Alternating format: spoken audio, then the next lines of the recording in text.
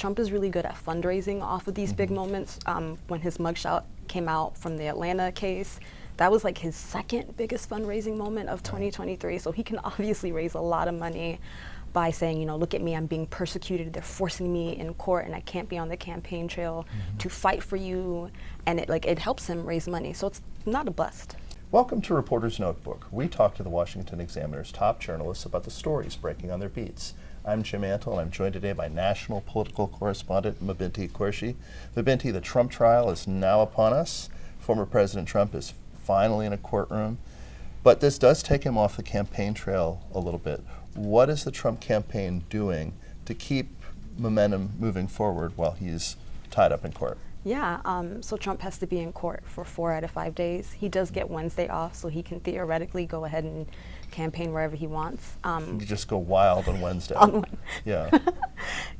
We've seen him, you know, get creative on the campaign trail. He went to a bodega in Harlem.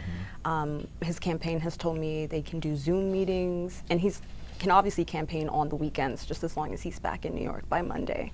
So he's not completely silenced. He just has to be creative in the ways he reaches out to his campaign or to his supporters.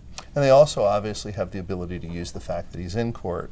The appearances themselves may not be televised, but the whole environment outside the courthouse is televised.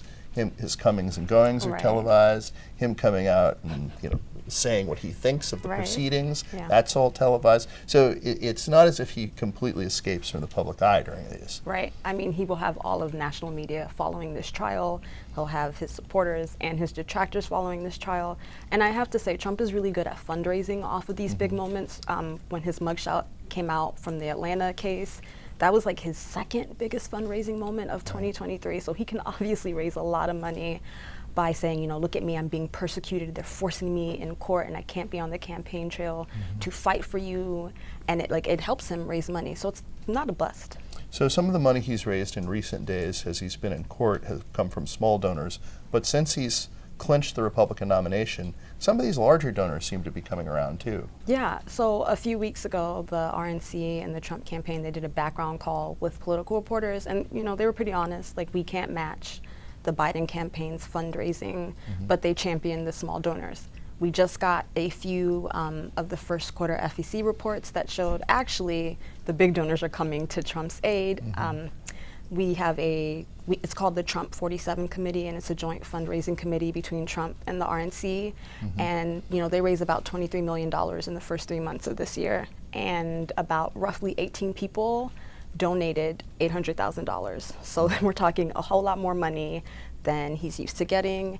And some of those donors, interestingly enough, have already started fundraising for him. We have former Georgia Senator Kelly Loeffler, who was one of those 800,000 plus donors. We have John Paulson, a billionaire, who sent $800,000 plus. And he actually hosted a Florida fundraiser for Trump where they raised $50 million. Which is a pretty big haul.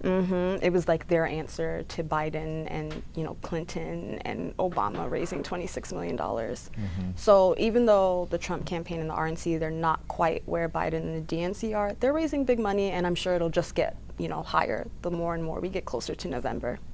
So on the other side of the aisle, President Joe Biden is trying to make sure independent candidate Robert F. Kennedy Jr. doesn't steal the Camelot mantle away from the Democrats. Talk a little bit about what the Kennedy family has done. So the Kennedy family is not a fan of Robert F. Kennedy Jr.'s campaign. They made that very clear. But then we saw them show up to Philadelphia with Biden, where about 15 of them basically said, we, the Kennedy family, are endorsing Biden. So they never mention Robert F. Kennedy Jr.'s name, but they make it clear that as a family, they're not supporting him, they don't want him, they want Biden. And this also comes on the day that he announces he got access to Michigan's ballot, his first swing state, which, I mean, for the Biden campaign, that must not be good, because if he takes enough votes, he might cost him Michigan, which is a part of the blue wall that he needs to win in 2024. The Kennedy family name has been a big Democratic name for decades now. And obviously they've got to be a little concerned about the RFK candidacy. Yeah, I think it's interesting that when Carrie Kennedy, his younger sister, speaks today, she mentions her uncle, John F. Kennedy. She mentions her father, and she basically says that it's Biden, not her brother, who's the beneficiary of that legacy.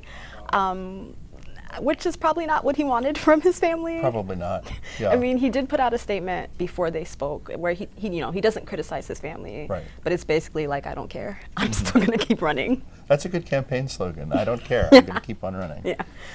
Thank you. It's his attitude. It's just where they're at this point in a close presidential race. Yeah. Thank you, Mabinty. You can read Mabinty and the rest of our political team's coverage at washingtonexaminer.com.